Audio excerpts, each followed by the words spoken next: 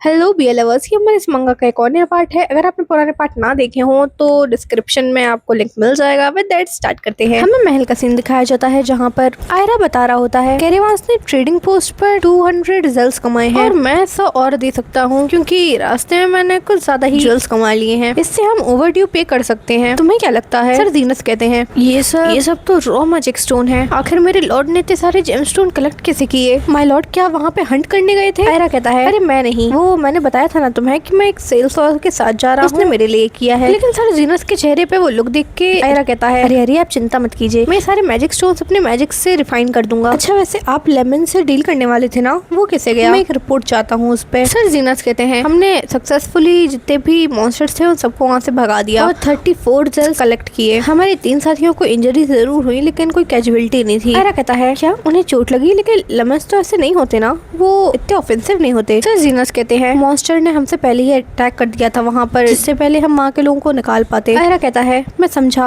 आपको उनसे लड़ना भी पड़ा और वहाँ के लोगों को बचाना भी पड़ा, आपके लिए मुश्किल रहा होगा। ठीक है आप उन सारे स्टोन्स को बेच दीजिए और सोल्जर्स के लिए एक पार्टी थ्रो कीजिए। मैं जानता हूँ कि हमारे फंड्स कम है लेकिन एक इंसान का प्रेशर कम करना ये भी हमारी ही ड्यूटी है। जीनस कहते हैं मैं समझा, लेकिन तभी उसके सामने नोटिस स्क्रीन आ जाती है जो देख के आयरा सोचता है क्या सर जीनस का रिपोर्ट मेरे लिए इंक्रीज हुआ है? ये इतना बुरा भी नहीं है। तभी मेरा सीन शिफ्ट उत्तर में दिखाया जाता है आयरा एक जगह सो रहा होता है और उसके ऊपर एक बुक रखी होती है जो कोई इंसान आके उठा के फेंक देता है। आयरा जैसे ही आंखें खोलने की कोशिश करता है वो इंसान उसकी आंखें कवर कर देता है, जिस वजह से आयरा थोड़ा कंफ्यूज हो जाता है। इंसान उसे किस करने लगता है, ये और कोई नहीं यानो होता है। यानो आयरा के पास जाके उसे किस कर लेता है और उसे परेशान करने लगता है। उससे दूर हटते हुए एक हाथ से उसके कपड़े हटाने लगता है और इससे पहले आयरा को समझ पाता वो उसे फिर से किस करने लगता है, जिस वजह से आयरा बहुत ज्यादा ही परेशान हो जाता है। वो उस इंसान का चेहरा देखने की कोशिश करता है और उसे बहुत ही ज्यादा ब्लर दिख रहा होता है। जैसे ही उसका विजन थोड़ा सा क्लियर होता है उसे रियलाइज होता है कि ये यानो है जो उसकी तरफ देख के हंस रहा होता है। वो उसके कान के पास जाते हुए कहता है आयरा ध्यान दो,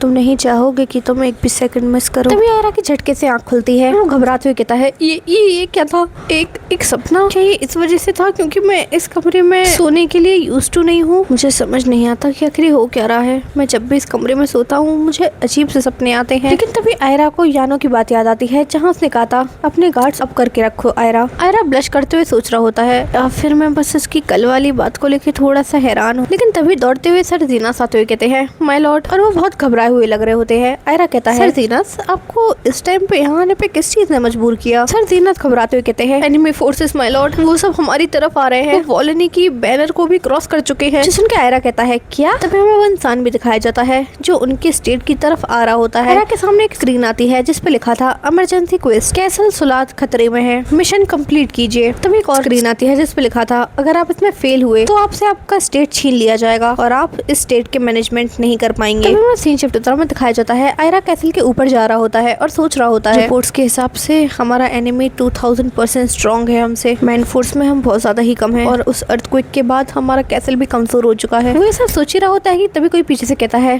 माय लॉर्ड, ये सर बलम होते हैं जो कहते हैं यहाँ वहाँ रहना आपके लिए खतरे से खाली नहीं है, मैं चाहता हूँ कि आप अंदर ही रहे। उन्हें मना करते हुए कहता है देर से डिसीजन लेना हमारे लिए कोई बेनिफिट नहीं करेगा सर बलम, और मैं हाथ पे हाथ रखे तो बैठ नहीं सकता ना। ये कहते हुए वो उस कैसल की दीवार पे जाके खड़ा हो जाता है। तभी नीचे से किसी के चिल्लाने की आवाज आती है लॉर्ड ऑफ सलात गेट खोलो, हमारे लॉर्ड आर्गन आपसे बात करने की इच्छा रखते हैं, अपने गेट खोलिए और उनसे ऑनर से मिलिए। उस इंसान की बातें सुनकर आयरा कहता है उन लोगों को क्या लगा अपने इस दूध को भेज के वो हमें डरा लेंगे और मुझे सबमिशन में ले लेंगे? सर बलम अगर मुझे आगे कुछ भी होता है तो मैं चाहता हूँ कि आप पूरी स्टेट को खाली करवा दें ताकि किसी को कोई खतरा ना हो। सर बलम हैरान होते हुए कहते हैं लेकिन माय लॉर्ड। आयरा उसकी बात काटते हुए कहता है मैं आशा करता हूँ कि आप अपने लॉर्ड की बात को काटने की जरूरत नहीं करेंगे, है ना? सर बलम सर झुकाते हुए कहते हैं मैं अपनी गलती के लिए माफी चाहता हूँ माय लॉर्ड। लेकिन उसके कुछ और कहने से पहले ही आयरा उस मीनार की दीवार पे चढ़ जाता है जो देख के सर बलम शॉक हो जाते हैं और चिल्लाते हुए कहते हैं माय लॉर्ड प्लीज वहाँ से उतर जाइए, आपको कुछ हो सकता है। आयरा अपना जादू करते हुए कहता है ये क्लियर है कि वो हमें कुछ समझते नहीं है, चलो उनकी सोच को बदला जाए,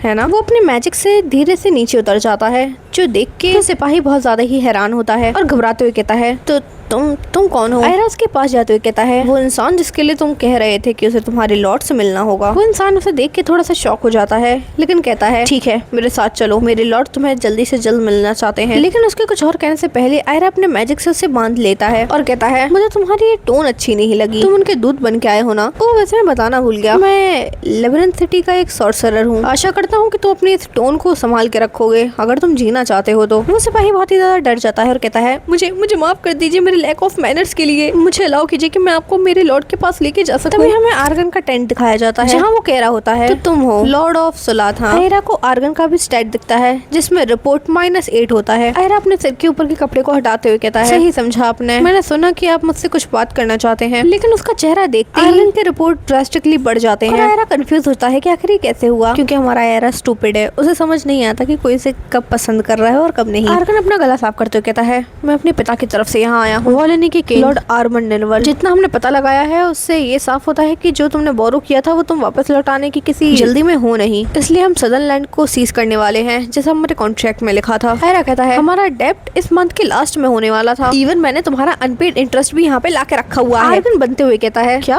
कहाँ पर, मुझे तो नहीं दिख रहा। और बिसाइड कौन कह सकता है कि ये तुम्हारे मैजिक स्टोन कॉपी ना हो, तो तुम एक मेज हो और तुमने वो कहावत तो सुनी होगी ना, गरीब हमेशा धोखा देता है अपने आप को बचाने के लिए। अच्छा हम ऐसा कर सकते हैं, अपने घुटनों पे आओ और मेरे हाथ को चूमते हुए कहो कि तुम मेरी रिस्पेक्ट करते हो, शायद तब मैं तुम्हारे वर्थलेस स्टोन्स को देखने के लिए एक बार मान जाऊं। उसकी ऐसी बात सुनने के बाद आयरा को सच में बहुत ज्यादा गुस्सा आ जाता है और वो अपनी जगह से उठते हुए कहता है तो चीजें ऐसे करने वाले हो तुम, है ना, तो मुझे अलाउ करो कि मैं तुम्हारे ही तरीके से तुम्हें जवाब दूं। कहते वो अपने मैजिक से उसका कॉलर पकड़ लेता है और कहता है मैं भी तुम्हें एक रास्ता देता हूँ, अपने घुटनों पे आओ और मेरे पैर को चूमो, तो शायद तब मैं तुम्हें जीने के लिए एक मौका दे दूं। क्या कहते हो तुम इस बारे में? आयरा उसे थ्रेटन करने की कोशिश कर रहा था, लेकिन थ्रेटन करने की बजाय उसने कुछ और ही कर दिया। जैसे वो आर्गन की तरफ देखता है आर्गन ब्लश कर रहा होता है और उसके रिपोर्ट्स बढ़ के 9 हो जाते हैं। आयरा सोचता है एक मिनट, क्या ये मेरी वजह से ब्लश कर रहा है? तभी एक और स्क्रीन आती है जिसमें लिखा था आर्गन की पीठ पे एक जोरदार लात मार दो तो एंडिंग डिस्ट्रक्शन होगा सुलात का। दूसरा, आर्गन के हाथ पे किस करो तो तुम वॉलेनी के मेज बन जाओगे, एंडिंग होगी। तीसरा, अपने मैजिक स्टोन्स का बैग आर्गन के फेस पे दे के मार दो तो उसमें सुलात की डिफीट हो जाएगी। फोर्थ, अपने आप को कंपोज करके रखो, एक सिविल कन्वर्सेशन करो एक कूल हाइडेड नेवाइटन सिटी के मेज होने के नाते, जिससे वॉलेनी की आर्मी विथड्रॉ कर लेगी। आयरा सोचता है उसकी पीठ पे लात मारना सच में टेम्पटिंग है, लेकिन मुझे अभी फिलहाल ऑप्शन 4 के साथ ही जाना चाहिए। तभी उसके पास 2 और ऑप्शन आते हैं। पहला, टर्म्स पे स्टिक रहो वरना मैं दूसरे स्टेट के लॉर्ड से मदद मांगूंगा इस डिसेप्शन के लिए। दूसरा, इस कॉन्ट्रैक्ट से स्टिक रहो वरना मेरे फेलो मेजेस को अगर 11th सिटी में पता चल गया तो तुम्हारा क्या होगा ये मैं भी नहीं सोच सकता। दोनों ही केसेस में वॉलेनी की आर्मी विथड्रॉ कर लेगी। आयरा सोचता है दोनों ऑप्शन ही मुझे वॉलेनी को यहाँ से भगाने में मदद करेंगे, लेकिन पेट्रिशियस बहुत ही ज्यादा पावरफुल है जो वॉलेनी के अगेंस्ट खड़ा हो सकता है और उन्होंने मेरे भाई के लिए एक मैरिज अरेंजमेंट भी बनाई थी उसके मरने से पहले, पर वो मैरिज टॉक रूलर की बेटी के साथ नहीं थे, जिससे पता चलता है कि उन्होंने हमारी अलायंस को कभी इतना इंपॉर्टेंस नहीं दिया। थोड़ा डाउट है कि वो इस चीज पे अटेंशन पे करेंगे भी या नहीं। लेबरन सिटी से भी मुझे कुछ ज्यादा हेल्प मिलने की उम्मीद नहीं है। एक मिनट, ये सारी सिचुएशन कुछ ज्यादा ही अजीब नहीं हो रही है? वॉलेनी और सुब्रेंथ इन दोनों को ही सुलात जैसे स्टेट में कोई इंटरेस्ट होना नहीं चाहिए, फिर भी वो दोनों इतनी दिक्कतें उठा रहे हैं इस रन डाउन स्टेट को अपने अंडर लेने के लिए। और अब ये स्टेज मैनेजमेंट फंक्शन मुझे फोर्स कर रहा है कि मैं दूसरे से हेल्प लूं। क्या इसका मतलब ये है कि सुलात में कुछ ऐसा राज है जो मुझे पता नहीं है, ऐसा कुछ जिसे हमें हर कीमत पर बचाने की कोशिश करनी होगी? अगर ऐसा है तो मेरे पास इजी चॉइस है। ये सोचते है वो आर्गन के पास जाता है और कहता है तुम्हें क्या लगता है तो हमारे कॉन्ट्रैक्ट को ऐसे खत्म करके मेरी लैंड को अक्वायर करने की कोशिश करोगे? मैं कुछ नहीं करूंगा, मैं पेट्रिशियस को तुम्हारे इनजस्टिस की इन्फॉर्मेशन दूंगा और तुम्हारे अगेंस्ट जो भी एक्शन हो सके वो लेने की कोशिश करूंगा। जिस सुन के आर्गन थोड़ा परेशान होते कहता है तुम्हें क्या सच में लगता है कि पेट्रिशियस तुम्हारी मदद करेगा? आयरा कहता है बिल्कुल नहीं, लेकिन तुम्हारी इन हरकतों को उनके पास रिपोर्ट करने के बाद तुम्हारी इज्जत उनकी नजर में कैसी हो जाएगी ये तो तुम खुद ही जानते हो। तुम्हें बेहतर पता है कि तुम्हें क्या करना चाहिए, है ना मेरे प्यारे यंग लॉर्ड? सुनते ही आर्गन का 1 पॉइंट डिक्रीज हो जाता है, जो देख के आयरा सोचता है इतना सब बोलने के बाद भी बस एक ही कम हुआ, लगता है वो मुझे कुछ ज्यादा ही पसंद करता है। आर्गन मैटर को शांत करते हुए कहता है अरे वो मैं तुम्हारे लैंड को सीज करने के लिए जो बात कर रहा था ना वो सिंपली बस ऐसे ही कर रहा था। हमें खुशी होगी अगर हम अपना ओवरड्यू यहाँ से लेके ही जाएं और इस मैटर को यहीं पे सेटल कर लें। वो एक फेक स्माइल के साथ ये सब कह रहा होता है और आयरा की तरफ हाथ बढ़ाते हुए कहता है कॉन्ट्रैक्ट्स तो वैसे भी निभाने के लिए होते हैं ना। आयरा उसे देखते हुए उसका हाथ मिलाता है, तभी हमें एक स्टेटस स्क्रीन दिखती है जिसपे लिखा था emergency quest complete, reward minor approval gain with your subject. तभी हमें 1 हफ्ते बाद का सीन दिखाया जाता है जहाँ आयरा सुलात की सड़कों पे चल रहा होता है और सोच रहा होता है पूरे 3 दिन हो चुके हैं जब से उस आर्गन की आर्मी यहाँ से वापस गई है। तभी उसे आर्गन की एक बात याद आती है, मैं तुम्हारी स्टेट में कुछ दिन रुकना चाहता हूँ और देखना चाहता हूँ कि तुम रीपे करने के लिए तुम्हारे पास कुछ है या नहीं, और इसके रिटर्न में मैं उन मॉन्स्टर को हंट करूंगा जो तुम्हारे स्टेट को खतरे में डाल सकते हैं तुम्हारे लोगों को बचाने के लिए। तभी आयरा हमें बताता है अनवेलकम गेस्ट एकदम अनोइंग इंसान था, ये मेरे महल में एक मर्शनरी विजार्ड को ले आया बिना मेरी परमिशन के। ये इंसान हमारी जेनरसिटी को बहुत ज्यादा ही मॉक भी कर रहा था। खाने के टेबल पे आर्गन कह रहा होता है सच में कितना डिसअपॉइंटिंग है, आपको अभी भी आर्ट ऑफ हॉस्पिटैलिटी सीखने की जरूरत है। आयरा बताता है और ये बहुत ही ज्यादा ऑकवर्ड एडवाइसेस भी देता है, जहाँ रात के टाइम पे आर्गन से कह रहा होता है कितने लोनली लग रहे हो तुम, अगर तुम चाहो तो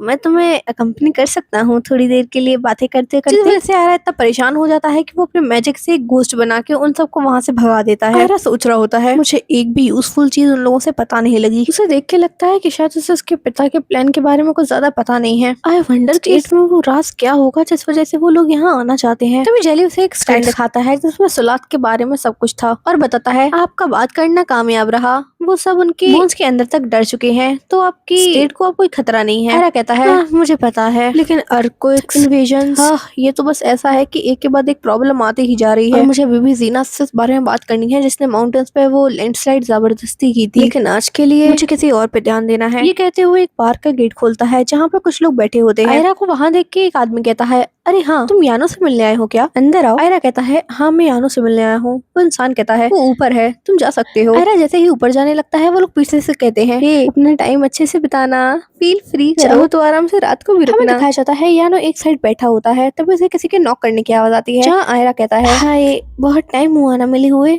यानो कहता है हाँ तुम्हें बहुत टाइम लग गया यहाँ आने में। सुन के आयरा सोचता है क्या वो मेरा इंतजार कर रहा था इतने टाइम से, और कहता है वेल मुझे कुछ चीजों का ख्याल रखना था, और लेकिन इससे पहले वो कुछ कह पाता यानो कहता है यहाँ आओ। आयरा उसके पास जाता है। यानो उसका हाथ पकड़ते हुए कहता है मुझे लगता है तुम कुछ ज्यादा ही काम कर रहे हो, देखो तुम कितने पतले हो गए हो। आयरा उसके पास बैठते हुए कहता है मुझे कुछ टाइम से अच्छे से नींद नहीं आ रही है, मैं मैजिक स्टोन्स को रिफाइन करने में ही अपनी रातें बिता देता हूँ। यानो कहता है तो तुम किसी को हायर कर लेते, क्या तुम इतने कंजूस हो कि 2-3 कॉइन्स भी खर्च नहीं कर सकते? चलो कम से कम तुम फनी स्टफ अपने आप के साथ कैरी अराउंड तो करके नहीं घूम रहे हो। ये कहते हुए उसके बालों की खुशबू लेता है और कहता है लेकिन तुमसे ब्लड की स्मेल आ रही है। जिस सुन के आयरा कहता है क्या ये तुम क्या कह रहे हो, लेकिन तभी उसकी नोज से ब्लीडिंग स्टार्ट हो जाती है। देख के आयरा अपना चेहरा दूसरी साइड कर लेता है और सोचता है ये इंसान ये क्या कोई ब्लड हंट है। लेकिन यानो उसका चेहरा पकड़ता है और उसको अपने करीब लाते हुए उसके चेहरे को साफ करने लगता है। आप जानते हैं कैसे? आयरा चिल्लाते हुए कहता है तुम परवर्टेड इंसान, तुम ये क्या कर रहे हो? लेकिन तभी यानो उसे किस कर लेता है और उसके ऊपर चढ़ जाता है। आयरा कह रहा होता है यानो तुम ये क्या कर रहे हो, ये सब मत करो अभी, यानो शांत हो जाओ। लेकिन तभी यानो उसका पैर पकड़ते हुए कहता है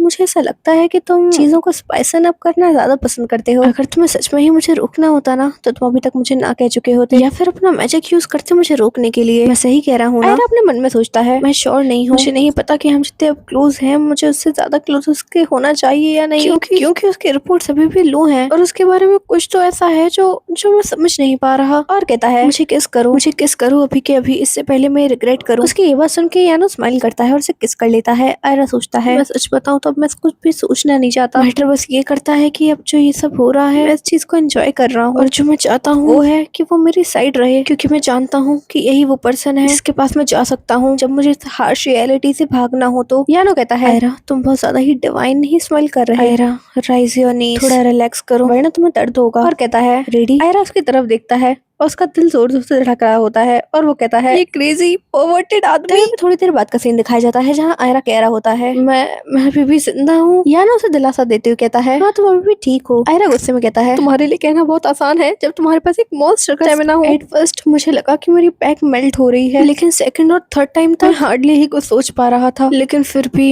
ये चीज सच में कितनी अमेजिंग थी। तभी यानो कहता है मैं तुम्हें पसंद करता हूँ, जिस तरह तुम दिखते हो, जिस तरह तुम बातें करते हो, जिस तरह तुम एक्ट करते हो, जितना तुम्हें ऑब्जर्व करता हूँ मैं उतना तुम्हारे साथ रहता चला जाता हूँ। आयरा ब्लश करने लगता है और दूसरी साइड मुड़ जाता है और सोचने लगता है एज इफ तुम मुझसे करते हो, तुम्हारा रिपोर्ट अभी भी 3 है। और कहता है जेली के कोई ऐसा रास्ता है कि मैं अपना अफेक्शन दूसरों की तरफ है ये देखता हूँ। हाँ कहता है और उसे अपना रिपोर्ट दिखाता है जिसमें उसका करंट रिपोर्ट 32 होता है। आयरा को बहुत गुस्सा आता है और सोचता है 33 अभी से ये सच में बिल्कुल फेयर नहीं है। उसे ऐसे गुस्से में देख के यानो कहता है क्या तुम अभी भी मुझसे गुस्सा हो? और उसके फोरहेड पे किस कर लेता है और कहता है ऐसे आयरा तुम्हारा बर्थडे कब है? आयरा कहता है मेरा 8वें महीने की 23 तारीख को। तुम्हारा कब होता है? यानो कहता है मुझे याद नहीं है, मैंने कभी बॉदर नहीं किया सेलिब्रेट करने के लिए। जो सुन के आयरा सोचता है एक भी बार नहीं। तभी यानो कहता है एनीवेज वैसे ऐसा कुछ है जो तुम चाहो कि तुम्हारे बर्थडे गिफ्ट में तुम्हें मिले? आयरा सोचते हुए कहता है वेल देखा जाए तो मैं चाहता हूँ कि मुझे 10,000 से ज्यादा जेल्स मिल जाए या फिर वैल्यूएबल बुक्स। यानो कहता है समझा, वैसे हाउ अबाउट मॉन्स्टर्स? मैं तुम्हारे लिए ऐसे मॉन्स्टर्स ला सकता हूँ जिन्हें जीते जागते कोई इंसान कैप्चर नहीं कर सकता। तुम उन्हें स्लाइस करके ओपन करके जो एक्सपेरिमेंट करना चाहो वो कर सकते हो। ऐसे ही चीजें तुम्हें बहुत ज्यादा ही एक्साइटेड फील कराती है ना? आयरा कहता है तब नहीं जब तुम ऐसे कहते हो, और मन में सोचता है ये सच में कितना फन साउंड कर रहा है। और कहता है लेकिन अगर तुम इतना जोर दे ही रहे हो तो मुझे एक ऐसा मॉन्स्टर ला के देना जिसकी आंखें प्यारी हो। यानो कहता है मैं इस चीज को दिमाग में रखूंगा। तभी आयरा को कुछ नोटिस होता है और वो कहता है वैसे यानो ऐसा कुछ है जो जो मैं तुम्हें बताना चाहता हूँ, असल में मैं कुछ काम की वजह से सोवेनिटी जाने वाला हूँ, इसलिए कुछ टाइम के लिए हम दोनों मिल नहीं पाएंगे। यानो कहता है, आयरा कहता है हाँ मैं ज्यादा टाइम के लिए नहीं जाऊंगा। और मन में सोचता है सच बताऊं तो ये चीज पहले से ही प्लान थी, ताकि मैं मेरे माँ के परिवार से कुछ हेल्प मांग सकूं। जहाँ में एक सीन दिखाया जा रहा होता है जहाँ आयरा बेचारा दुखी होते हुए कह रहा होता है, ऐसा नहीं हो सकता, मुझे कोई भी रास्ता क्यों नहीं दिख रहा है इनकम जनरेट करने के लिए। सर जीनास कहते हैं आपको अभी समझ आ रहा है माय लॉर्ड। तो प्रेजेंट टाइम में आयरा मन में सोच रहा होता है, सच बताऊं तो मैं ज्यादा कुछ एक्स नहीं कर रहा, लेकिन बेगर्स के पास चॉइस की भी कोई वजह नहीं होती। या ना उसके बालों में हाथ फेरते हुए कहता है, ठीक है अच्छे से ट्रैवल करना और अपना ध्यान रखना, अपने आप को हर्ट मत कर लेना। उसकी ये बात सुन के आयरा उसकी तरफ देखता है, अपना हाथ उसकी तरफ बढ़ाते हुए कहता है, तुम्हारे लिए भी सेम ही चीज है, मैं बाहर हूँ उसका मतलब ये नहीं कि तुम अपने आप को ट्रबल में डाल लो, समझे? और हाँ ऐसे किसी को भी डेट मत करते फिरना, क्योंकि तुम मेरे लवर हो। या ना उसकी तरफ थोड़ी देर देखता है और कहता है, इस चीज की तुम चिंता मत करो, इस चीज में मैं तुम्हें श्योर कर सकता हूँ कि वो कभी नहीं होगा। यानो की ये बात सुन के आयरा कहता है, इस रिगार्ड में मेरा मतलब है मुझे समझ नहीं आ रहा है। यानो कहता है, तुम्हें पता है ना डू एंड डोंट कोर्टशिप के बारे में, पहला धोखा ना देना, दूसरा उसको हर्ट ना करना जिसे तुम प्यार करते हो, और तीसरा नो किलिंग। ये बात सुन के आयरा थोड़ा शॉक हो जाता है। यानो कहता है, वैसे भी आजकल मैं अपने लवर को कुछ ज्यादा ही सीरियस लेने लगा हूँ। तभी हमारा सीन शिफ्ट होता है, हमें दिखाया जाता है एक जगह किसी के हाफने की आवाज आ रही होती है और वहाँ एक ड्रैगन भी होता है और उस ड्रैगन के साथ आयरा भी होता है, जो सोच रहा होता है नहीं प्लीज इससे मत करो, आखिर ये सब हो क्या रहा है। तभी वो ड्रैगन उसका नाम लेता है आयरा। आयरा अपने आप को उसकी आंख में देख पा रहा होता है और जब तक उसे रियलाइज होता है आयरा उस ड्रैगन के चंगुल में होता है। वो ड्रैगन से खाने ही वाला होता है कि तभी उसकी आंख खुल जाती है और हाँ वो एक सपना देख रहा होता है। आयरा अपने आसपास देखते हुए सोच रहा होता है, हे भगवान आखिर ये सब क्या हो रहा है, मैं तो काउंट भी भूल चुका हूँ कि मैं कितनी बार ऐसे सपने देख चुका हूँ। लेब्रिंथ सिटी में मुझे ऐसा कोई इशू कभी था ही नहीं, तो ये अब क्यों हो रहा है, आखिर क्यों मुझे इनअप्रोप्रिएट ड्रीम्स आ रहे हैं। एक मिनट रुको, ये वही रूम है, ये सब इसलिए हो रहा है क्योंकि मैं यहाँ पे सो जाता हूँ। मैंने पहले भी सुना है कि पहले के टाइम पे ऐसी चीजों में बहुत सारी टनल्स होते थे, हो सकता है कि एनर्जी मुझे इफेक्ट कर रही हो, लेकिन फिर भी एक ड्रैगन के साथ ये सब करना ये मेरे लिए भी टू मच है। तभी किसी की आवाज आती है आयरा को, आप ड्रैगन की बातें कर रहे हैं माय लॉर्ड, यहाँ आसपास एक रूमर फैल रहा है कि वो लोग यहाँ पे घूम रहे हैं। आयरा कहता है, आप वहाँ से झाँक क्यों रहे हैं? सर जीनस कहते हैं, क्योंकि आप आंसर नहीं कर रहे थे। आयरा कहता है, अच्छा तो ये बताइए कौन से रूमर्स की बात कर रहे हैं आप? सर जीनस कहते हैं, मैंने सुना है कि ड्रैगन्स अपने मेट को ढूंढ रहे हैं, काफी ड्रैगन्स को सोवेनिटी और वॉलोनी में देखा गया है और जो रिपोर्ट्स हमारे पास आई हैं वो थोड़ी सी अनसेटलिंग है। आयरा कहता है, अगर ये सच है तो ये सब बहुत ज्यादा ही डिजास्टरस हो जाएगा, बोथ वॉलोनी और उनके नेबर्स वो सभी एक ड्रैगन की रेज के शिकार बन जाएंगे। हम वैसे भी उस कल्प्रिट को भी ट्रैक नहीं कर पाए हैं और अब ये न्यूज। सर जीनस कहते हैं, कल्प्रिट माय लॉर्ड? आयरा उनसे कहता है, ओह मैं माफी चाहता हूँ, मैं आपको बताना भूल गया। वो डुलम वैली की जितनी भी बातें थी वो सब उसे बताता है, जो सुन के सर जीनस कहते हैं, ये सुन के सच में बहुत ज्यादा ही फिशी चीजें लग रही हैं। आयरा हाँ में सिर हिलाते हुए कहता है, और इस पर बिलीव करने का मेरा एक और कारण है, क्योंकि जिसने भी ये किया है वो मेरे परिवार की मौत का जिम्मेदार है। जो सुन के सर जीनस थोड़ा हैरान होते हैं और कहते हैं, मैं आगे से नेबरिंग कंट्रीज पर भी और हमारे अंदर के इंडिविजुअल्स पर भी नजर रखूंगा जब योर लॉर्डशिप बाहर होंगे तो। आयरा कहता है, जब भी आपको पता चले तो ये जरूर पता कीजिएगा कि किसी मेज का इन सब में इन्वॉल्वमेंट है या नहीं। सर जीनस कहते हैं, मेज? आप सच में बहुत ही ज्यादा फनी बातें करते हैं माय लॉर्ड, मैं आपको इंकरेज करना चाहूंगा ताकि आप अपनी मैजिकल एबिलिटीज और ज्यादा ही ऑफ्टन यूज कर सकें। आयरा से देखते हुए कहता है, लेकिन सर जीनस मुझे लगा था कि आपको मेजेस से नफरत है। सर जीनस कहते हैं, ऑन द कोर्ट्री माय लॉर्ड, मैं क्वाइट एंजॉय करता हूँ वो फ्लैशी मैजिक को देखना। अगर आपको सच बताऊं तो मैं सच में बहुत ज्यादा ही इम्प्रेस था आपसे। जब आप वॉल से नीचे उतर रहे थे अपने मैजिक के यूज से वॉलोनी के उस सिपाही को सबक सिखाने के लिए, मैं आपसे झूठ नहीं कहूंगा, एट फर्स्ट मुझे थोड़ा अनईजी फील हुआ था जब मैंने ये जाना था कि आप एक मेज हैं, लेकिन अब मैं कह सकता हूँ कि मैं आपकी इस पावर पे प्राउड फील करता हूँ। तभी हमारा सीन शिफ्ट में दिखाया जाता है, एक कैरेट से उतरते हुए आयरा सोच रहा होता है, वो लाइन जो सर जीनस ने बोली थी वो रिपीट हो रही है मेरे दिमाग में। सच बताऊं तो मुझे बहुत ज्यादा ही अच्छा लग रहा है कि वो मुझसे इतनी जल्दी ओपन अप करने लगे हैं। चलो फिर अब टाइम है एक न्यू लैंड को अपना सब्जेक्ट बनाने के लिए। मैं आ रहा हूँ सोवलैंड, जिसके साथ ही हमें एक स्क्रीन दिखती है जिस पर लिखा था day 219 until the destruction of सोलाथ। तो सोवलैंड दिखाया जाता है जहाँ आयरा हमें बता रहा होता है कोस्टल सिटी है जो कि ट्रेड में बहुत ज्यादा ही रिच है, जो कि जाना जाता है इसके पूरे साल एक वार्म वेदर होने की वजह से। मैंने सुना है कि लॉर्ड ऑफ सोवलैंड एक ऐसा ही टेम्पर रखते हैं जैसा वो आर्गन रखता है, लेकिन वॉलोनी की तरह हमारे गले पे चढ़ा हुआ नहीं है, मतलब अपनी पेमेंट के लिए ऑलमोस्ट एज इफ उसे कोई फर्क नहीं पड़ता। आखिर ऐसा क्यों है? सच बताऊं तो मैं भी ये जानना चाहता हूँ, क्योंकि उसे भी तो सोलाथ के सीक्रेट में इंटरेस्ट होगा ना, और पैराफ्रेज वो किसी और चीज के पीछे है। प्रोबेबली मेरे पास थोड़ा टाइम है कि मैं इन चीजों को देख सकूं, एक बार मैं जोरवान सारी बातें क्लियर कर लूं। उसके बाद और वो जाली को गुदगुदी करते हुए कहता है, मेरा प्यारा जाली कौन है? हैं कि तुम मुझे जर्वन के स्ट्रीट तक का रास्ता दिखा सकते हो। तभी जेली कहता है आपका smart little jelly navigation on कर रहा है। वो मैप देख के आयरा कहता है तो मुझे 30 मिनट लगेंगे वहाँ पैदल पैदल जाने में। आई सपोज एक छोटी सी वॉक इतना हर्ट नहीं करेगी मुझे। तभी हमें 2 घंटे बाद का सीन दिखाया जाता है जहाँ आयरा बहुत ज्यादा परेशान होते हुए कह रहा है तो अब क्या। ऐसा नहीं है कि मुझे नहीं पता था कि ऐसा होगा, लेकिन फिर भी यार। तो ये बताया जाता है आयरा ने कहा था कजन क्या तुम मुझे थोड़े पैसे दे सकते हो। उसके कजन ने उसके जवाब ना देते हुए कहा मैंने सुना है कि तुम्हारा स्टेट कोलैप्स होने की कगार पे है, अगर तुम इन सारी चीजों को पीछे छोड़ के मेरे लिए काम करने क्यों नहीं आते। आयरा कहता है नहीं ऐसा नहीं हो सकता, और इतना कहते ही उसके कजिन ने उसे लात मार के निकाल दिया। जहाँ आयरा सोच रहा होता है कम से कम मुझे एक मौका तो दे ही सकता था यार। लेकिन ये भी सच है कि वो सिर्फ उसमें इंटरेस्टेड है कि मैं ग्लिबरन सिटी का मेज हूँ और किसी चीज में नहीं। सरप्राइज नहीं हूँ, मुझे पता था ऐसा कुछ होगा। तो मुझे अब गिव अप करके वो लेने के लिए निकल जाना चाहिए कल। तब इसके सामने आती है जिस पे लिखा था टेप रूमर्स ऑफ ड्रैगन यहाँ पे सर्कुलेट हो रहे हैं वेवलेंथ में। जो देख के आयरा सोचता है वैसे इसके बारे में सोचूं तो ये सब तो सर जीनस ने मुझे बताया था। तभी एक न्यू साइड क्वेस्ट उसके सामने आता है ड्रैगन रूमर्स 5 लोगों से बात कीजिए और रिपोर्ट्स को ज्यादा बढ़ाइए। जो देख के आयरा सोचता है तो पीस ऑफ केक होने वाला है और एक वेंडर के पास जाता है। वो शॉप ओनर से कहता है एक्सक्यूज मी क्या मैं आपसे कुछ बात कर सकता हूँ। आखिर मैं यहाँ पे लार्जेस्ट मार्केट कहाँ फाइंड कर सकता हूँ इस सिटी में। उसकी शक्ल देखते ही वेंडर के रिपोर्ट्स बहुत ज्यादा ही बढ़ जाते हैं। वो उससे बात करता है, कुछ देर बाद एक और बच्चे से बात करता है, उसके बाद एक आदमी की मदद भी करता है और एक लड़की से भी बात करता है। लास्ट में वो एक शॉप लेडी से बात करता है और उसका क्वेस्ट कंप्लीट हो जाता है जहाँ वो बन खाते हुए सोच रहा होता है हमारे यहाँ के बन ज्यादा अच्छे होते हैं। जेली कहता है एक्सीलेंट आपने अपना क्वेस्ट कंप्लीट कर लिया है, आपका रिवॉर्ड अनलॉक हो चुका है। वो सारे रूमर्स दिखने लगते हैं जहाँ पे लोग कह रहे होते हैं तुमने सुना है कि वॉलेनी में एक ड्रैगन आता जाता रहता है। सुना है कि वो उनके लॉर्ड की डॉटर का हाथ मांगने जा रहा है। दूसरा रूमर स्टार्ट होता है जहाँ लोग कह रहे होते हैं मैंने भी सुना है कि ड्रैगन और वॉलेनी में आते जाते रहते हैं। दूसरा इंसान कहता है सच में मैंने सुना है वो सोबलेट में आते जाते रहते हैं। एक और रूमर स्टार्ट होता है जहाँ बोला जाता है कि मॉन्स्टर्स उस ड्रैगन से डर के यहाँ से भाग जाते हैं। तभी यार सोच रहा होता है ड्रैगन्स वो भी सोबलेट में। आई एम श्योर ये सारे रूमर सच नहीं है, लेकिन वो रूमर जिसमें कहा जा रहा है कि ड्रैगन को यहाँ आसपास देखा गया है ये वर्थ है कंसीडर करने के लिए। लेकिन तभी कोई इसके पीछे से आता है उसे धक्का देते हुए चला जाता है। वो दूसरा इंसान उससे कहता है ध्यान से देख के चलो तुम कहाँ जा रहे हो। अरे हाँ तो हम कहाँ थे अब। दूसरा आदमी कहता है तुम ये बता रहे थे कि वो ओल्ड मैन कितना क्रैक है। उसका साथी कहता है उसे आज नहीं तो कल गिव अप तो करना ही होगा, हमें इस पे नजर रखनी पड़ेगी क्योंकि वो चाहे जिंदा हो या मुर्दा उसकी वैल्यू बहुत ज्यादा है। वो हमारे लिए एक परफेक्ट मोहरा होगा फेथ के साथ खेलने के लिए। सुन के आयरा सोचता है फेथ इनका मतलब क्या मुरक्कन फेथ से है। तभी आयरा के सामने एक रेड स्क्रीन आती है जिसको देख के वो बहुत ज्यादा ही परेशान हो जाता है और सोचता है आखिर ये सब हो क्या रहा है। थोड़ी देर बाद का सीन दिखाया जाता है जहाँ कहीं पे एक बहुत बड़ा धमाका हुआ होता है और उस पूरी जगह आग लग चुकी होती है। वहाँ के नाइट्स कह रहे होते हैं ये ब्लैक फ्लेम है, लगता है किसी मॉन्स्टर का काम है ये। दूसरा इंसान खांसते हुए कहता है कोई बात नहीं हमें इसको जल्दी मूव करना होगा। इससे पहले वो कुछ कर पाते एक पत्थर आके एक सोल्जर को वहीं गिरा देता है और इससे पहले दूसरा सोल्जर कुछ समझ पाता उसे भी एक पत्थर लग के वो भी बेहोश हो जाता है। तभी दिखाया जाता है कि एक इंसान होता है जो अपनी उंगलियों के जादू से ये सब कर रहा होता है और कोई नहीं आयरा होता है जो कहता है तो लेट्स सी। वो उस इंसान के पास जाता है जो वहाँ बंधा हुआ बैठा होता है और कहता है हेलो मुझसे डरिए मत, मैं एक बस हम्बल मेज हूँ जो यहाँ से निकल रहा था। वैसे आपकी स्टेट देख के लगता है कि आप मेरी थोड़ी हेल्प कर सकते हैं। विद दैट हमारी ये पार्टी खत्म होता है। इसके बाद क्या होगा ये तो आपको आगे वाले पार्ट में पता चलेगा। मैं भी बीच में थोड़ी आलसी हो गई थी इसलिए मैं पार्ट नहीं ला पाई, बट मैं जल्दी जल्दी अपलोड कर दूंगी और आपको नए पार्ट जल्दी ही मिल जाएंगे और डिस्क्रिप्शन में भी डाला होगा अगर मैंने अपलोड कर दिया होगा। तो एंजॉय कीजिएगा, लाइक सब्सक्राइब जरूर कर लीजिएगा। With that bye bye.